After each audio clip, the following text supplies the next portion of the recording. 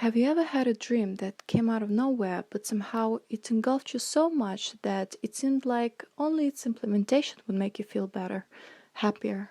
What are you saying? You never follow impulsive desires and you always know what to do in your life? Good for you, but I'm not like that, unfortunately. And this is my story of how I became a teacher randomly.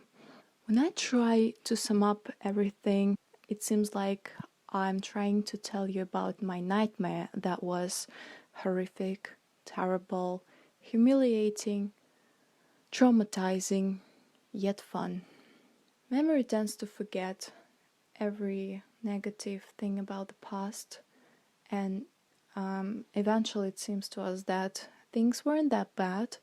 So I'm making this video at first place for my future self. I want to remind myself that if I ever want to work as a teacher again, bitch, you better don't. It all started in 2020 when I just graduated from the uni and I had no idea what should I do in my life. Spoiler alert, still don't. I studied linguistics, but in the third year we had to decide between translation theory or teaching. You know, as they say, kids are flowers on the field of life, but unfortunately I'm allergic, so I chose translation, of course. Meanwhile, all of my friends I studied with chose teaching. I somehow, like, ironically blame them for my future biggest mistake in life. So when I graduated, I understood that translation degree is not enough to become a good translator. You have to have a second degree or at least long working experience. Neither of them I had, so I had no idea what to do. I also thought that translation is my thing anyway. I had no interest in translating technical text via CAT programs. I decided, why not trying teaching? Remember my friends who decided to become teachers? So they were sharing their experiences with me and I found it really inspiring. I wanted to become a teacher myself. Back then I was having troubles with finding job. I didn't like anything and I thought that teaching might be interesting for me because when I was a kid I really loved to play a teacher with my younger siblings. I would teach them and I thought that that might make me happier. And here is where magic comes because yeah, I wanted to be a teacher, but I, as you remember, had no qualification. I didn't want to take any extra courses for this. I was too lazy. So I just decided to start visualizing it. Like, I thought that if I think about it as if I'm already a teacher, it will help me to become one someday. It didn't, of course. What are you expecting? So it didn't work. I thought that no, magic is not my thing. In 3 months, my friend calls me and says, hey, do you still want to be a teacher? And I'm like, kind of, yeah, maybe. And she was like, so she told me that they are looking for an English teacher and I might try to be one. And I did, and they gave me the job.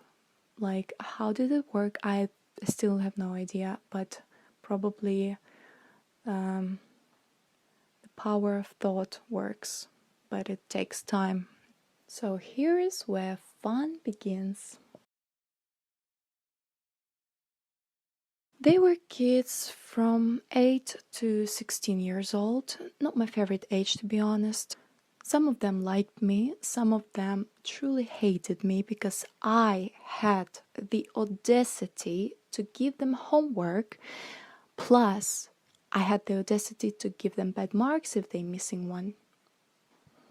Anyway, I'm glad kids helped me to understand how important the contraceptives are. Jokes aside, there were really great souls among them. They were some of them were extremely smart, extraordinary. They were thinking out of box. Some of them had an amazing sense of humor. Sometimes they would crack a joke and I would laugh my ass off thinking of how a 13-year-old can come up with such a genius comedy. Some of them were really smart though. They would tell me how they occasionally would code a computer game. I could never. By the way, kids notice every single detail about you. For example, they might say, "Oh, you have new nails," or "Oh, I like your socks," or something like this, you know. Little things that an adult would never pay attention to, they do. So be careful if you're a teacher. Watch out, because they... Once I mentioned that I like anime, and a student of mine gave me some amazing anime stickers, which I love so much. Yeah, very thoughtful present for Teachers' Day. Anyway, kids are great, although they were some Actually, to be honest, this is one of the main reasons why I quit it. School definitely does things to people, whether it's students or teachers. I would divide my colleagues into 3 categories. The first one, those who are extremely nice to you no matter what, but they definitely talk shit about you. Behind your back, of course. The second category, those who are openly aggressive to you from the very beginning for no reason. And the third one, normal ones. Yeah, please guess which one is in the minority and write in the comments. When I just came, they were very nice to me, always smiling and friendly, except for one teacher I'll tell you about later. So I thought, like, okay, great, I think I can make some really good friends with them. Even though I'm the youngest one among them, the majority of them were in their 50s, but still, what nice people. So I'd worked for a month with the realization that my colleagues are the best people in the world, literally the reason humanity deserves redemption and all. And then my superior calls me and says, "I really need to talk to you." She says, "Everyone's discussing you. They are laughing at your dress code." Of course, I asked, like, what is the reason why you're criticizing me? Which piece of clothes is the wrongest to wear or something? Can you please explain? And she said, "Oh, remember that brown shirt you're wearing? I will definitely show you this shirt. Wait. Please look at this shirt. Very inappropriate. Very inappropriate. Don't you find?" I'm no joking. She said that because it's a bit oversized, you can't wear it to school. I bought this shirt in a Japanese shop called Uniqlo, and the main idea of this shop is that clothes there are very minimalistic. They have no... Well, it's Japanese, right? So nothing extraordinary. Basically things for office mostly. I never wore anything extra to school. I was always trying to keep it simple. I don't even know, like, why would they make fun of it? By the way, some of the teachers who were working there for a long time, they were literally wearing a denim skirt, or one teacher wore leather pants, like leather trousers. Can you imagine that? Leather to school, and no one told her anything. But simply because I was the new one and the youngest one, they told me this, and which irritated me the most is the fact that she started criticizing me for the thing that my colleagues are bullying me behind my back.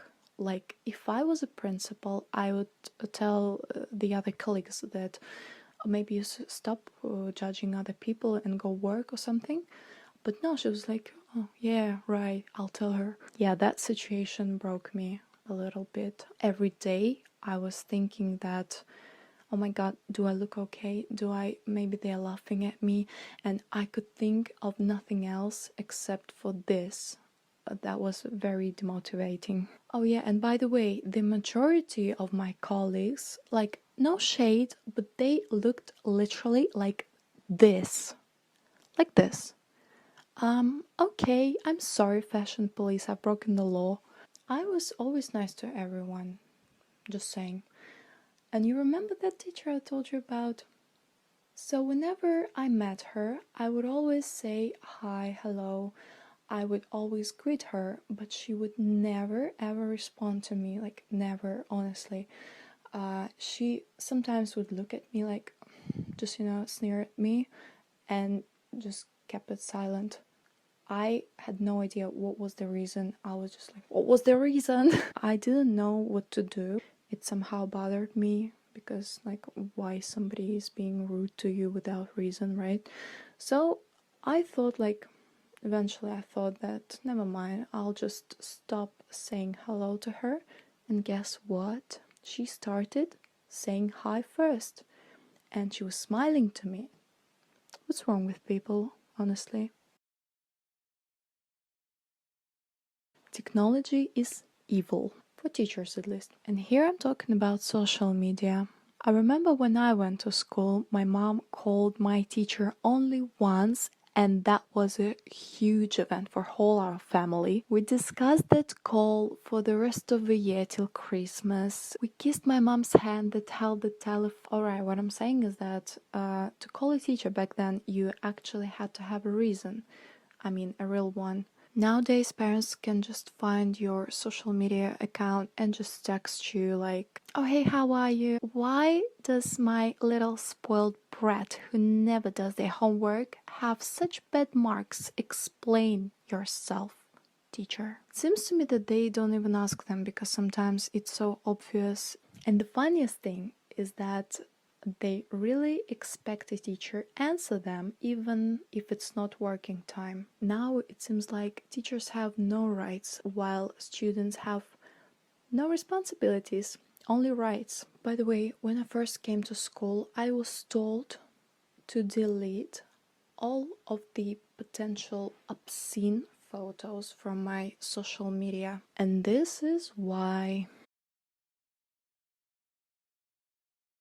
There was a scandalous news a couple of years ago that a teacher got fired because she posted a picture of herself in a bikini on her personal Instagram account. Also, my colleague told me that anytime he wants to buy some whiskey, he has to go to a neighbor town just because he doesn't want people to judge him as a bad teacher, simply because he might take a nip on his day off. So we found out that a teacher has to play a role of an extremely decent person 24/7. Add in low salaries, constant violation of personal boundaries, fading respect both from students and parents, and you have a holistic picture of this profession nowadays. Anyway, if you're a future teacher, I actually wish you good luck. Like, honestly, you'll need this. God bless you.